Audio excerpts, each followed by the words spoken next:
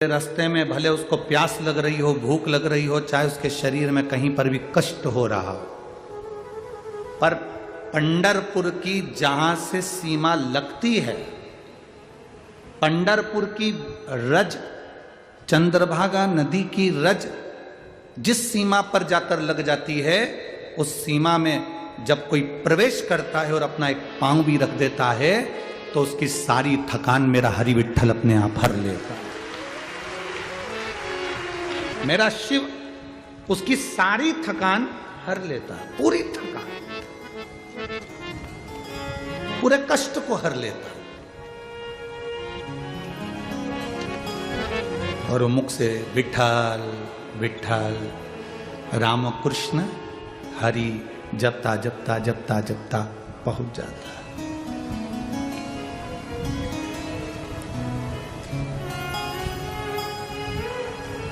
हमने जो दिया वो हमें मिला। एक संकल्प आपकी जिंदगी में जब आप धारण कर लेते हैं, हमने अमरावती की कथा में कहा था कि जब व्यक्ति संकल्प लेता है तो उसको पूरा स्वयं महादेव करता है। व्रत अमरावती की कथा में कहा था, यदि आप मंगलवार का व्रत कर रहे हो, शनिवार का व्रत कर रहे हो, सोमवार का व्रत कर रहे हो, बुधवार का व्रत कर रहे हो, गणेश जी का व्रत कर रहे हो, लक्ष्मी जी का व्रत कर रहे हो, दत्त भगवान का व्रत कर रहे हो, बृहस्पति का व्रत कर रहे हो, गुरु जी का व्रत कर रहे हो, शुक्रवार का व्रत कर रहे हो, शनिवार का व्रत कर रहे हो, चतुर्थी का व्रत कर रहे हो, पंचमी का व्रत कर रहे हो, तीज का व्रत कर रहे हो। हमने अमरावती की कथा में कहा था कि व्रत तुम कोई सा भी करो, किसी भी व्रत को करो, फल केवल जो भी व्रत करोगे, चाहे तुम संतोषी माता का कर लो, चाहे तुम लक्ष्मी जी का कर लो, चाहे तुम दत्त भगवान का कर लो, चाहे तुम बृहस्पति का कर लो, चाहे तुम गणेश जी का कर लो, चाहे तुम चतुर्थी का कर लो, चाहे तुम्हारी मर्जी पड़े जो व्रत करो। व्रत किसी का भी करोगे पर फल मेरा महादेव ही देता है। व्रत किसी का भी करो, कारण क्या होता है? आपने अगर गणेश जी का व्रत करा, या आपने बृहस्पतिवार का व्रत करा, या आपने शुक्रवार का व्रत करा, या शनिवार का व्रत करा, तो देवता, पृथ्वी के देवता भगवान देवाधिदेव महादेव से पूछते हैं।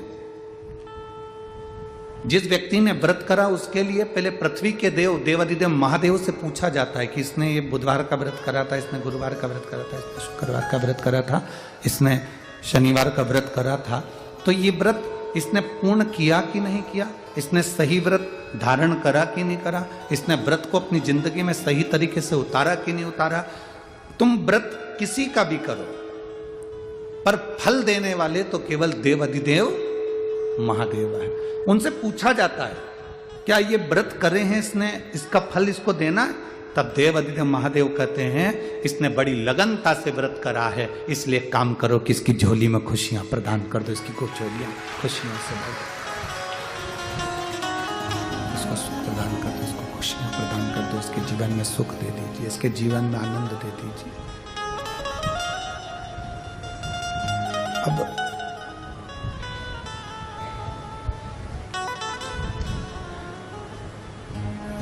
संकल्प तुमने लिया, पूर्ण करने वाला वो देवाधिदेव महादेव पूरा करता है।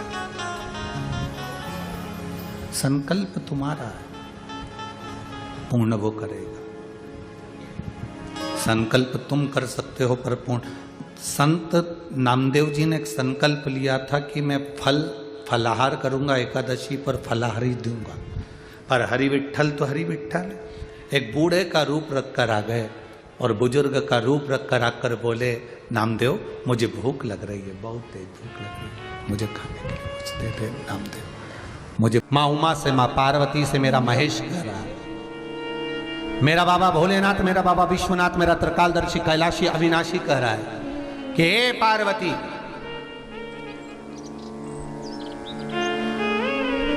एक बीला, एक बेल जो मुझे समर्पित करता है, और समर्पित करने के बाद उस बेल की महत्वता देखिए, जो बैसाख महीने में बाबा शंकर को जो चढ़ाया जाता है, और 1000 अश्वमेध यज्ञ का पुण्य फल हम प्राप्त कर लेते हैं मात्र एक फल चढ़ाकर, मात्र एक फल चढ़ाकर।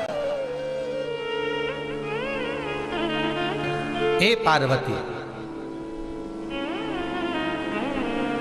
संसार का मनुष्य जब मुझे वो बेलपत्र समर्पित कर, वो बेल का फल समर्पित करता है, पार्वती वो फल जो मुझे चढ़ता है, फिर मैं भले नर्मदा के जल से निकला हुआ कंकर शंकर क्यों ना हूं, फिर चाहे मैं गंगा के जल से निकला हुआ कंकर शंकर क्यों ना हूं, चाहे फिर मैं यमुना के जल से निकला हुआ कंकर शंकर क्यों ना हूं, चाहे मैं सरयू के जल से निकला हुआ कंकर शंकर क्यों ना हूं, चाहे मंदाकिनी के जल से निकला हुआ कंकर शंकर क्यों ना हूं, ए पार्वती फिर जो भी शिवलिंग पर वो बेल समर्पित होता है वो बेल उठाकर जीव अपने कार्य में ले सकता है। ये माँ उमा से कह रहा है। तो उस बेल की महत्वता जानेंगे।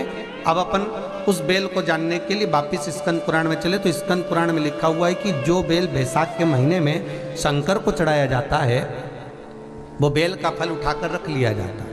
बैसाख के महीने में उस चढ़े हुए, बाकी के आपको बेल का फल खाना हो तो बात दूसरी, पर चढ़ा हुआ जो बेल का फल है वो पूरा बैसाख नहीं खाना। बैसाख के बाद में अगला जो महीना आए उस महीने के अंदर उस फल के अंदर का गुर्दा निकालकर उसको सुखा लीजिए और सुखाकर जिस व्यक्ति को पत्थरी की बीमारी हो और जिस व्यक्ति को पेट में बहुत भोजन पचता ही नहीं है, पूरा शरीर पाचन क्रिया बेकार हो गई, उस व्यक्ति को केवल 7 दिन तक शंकर पर चढ़ा हुआ वो बेलपत्र प्रदान कर दीजिए।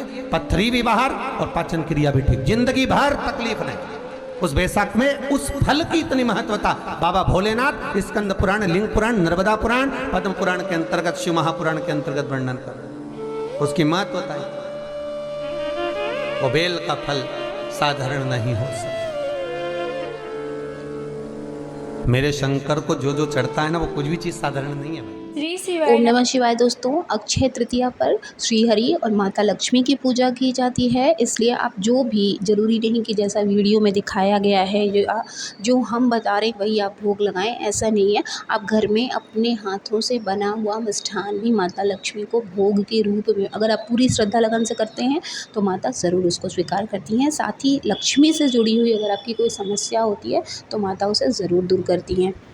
इसके अलावा अगर आप पूजा भी मन और लगन पूरे विधि से करते हैं तो जो माता लक्ष्मी का आगमन है वो आपके घर में अवश्य होता है और धन से संबंधित अगर समस्या है तो उससे छुटकारा भी आपको ज़रूर मिलता है। तो आप नियम से श्रीहरि और माता लक्ष्मी की पूजा ज़रूर करें अक्षय तृतीया पर, ताकि आपके घर में भी कोई धन से संबंधित जो भी समस्या है वो ना रह जाए। आई होप कि आपके लिए वीडियो बहुत यूज़फुल होगी। अच्छी लगे तो चैनल को सब्सक्राइब कीजिएगा। ओम नमः शिवाय। जय माता दी।